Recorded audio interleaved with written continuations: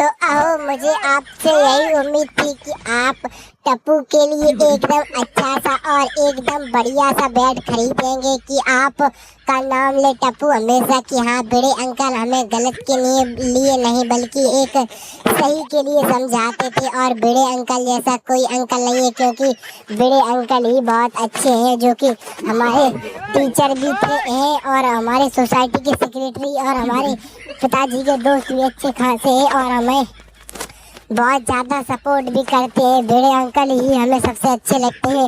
बच्चे अगर आपसे ये कहने लगेंगे तो समझिए आप कितने अच्छे और कितने बड़े बन जाएंगे।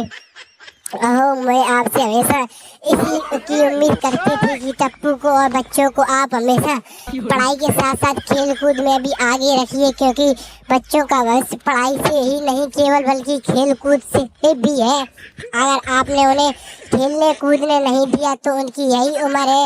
अगर भी यही उम्र पर नहीं खेलने कूदेंगे तो फिर किस उम्र पर खेलेंगे और कूदेंगे।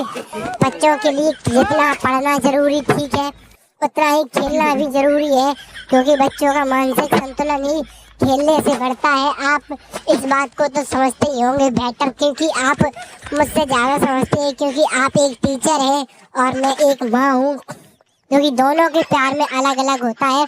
तो आप तो समझते ही होंगे, इसीलिए मुझे लगता है आपने बिल्कुल ही सोच समझकर टप्पू के लिए ये बैट्स चुने हैं। आपने बैट्स जो कि उन पूरी टप्पू सेना को देने के लिए आपने ये बैट्स चुने हैं, क्योंकि मुझे लगता है बिल्कुल आपने ठीक ही चुना होगा। अगर आपने चुना है तो बिल्कुल ठीक चुना होगा।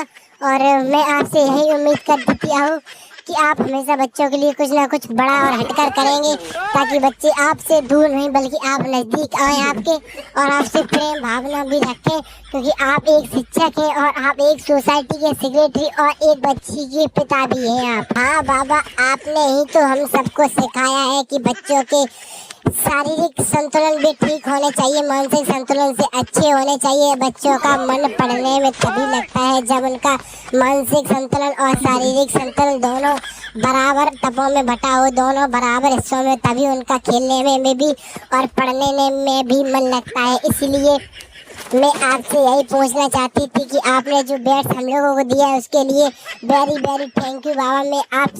मैं कितनी खुश हूँ आज मैं आपको बता नहीं सकती हूँ। I am very very happy proud of you Baba.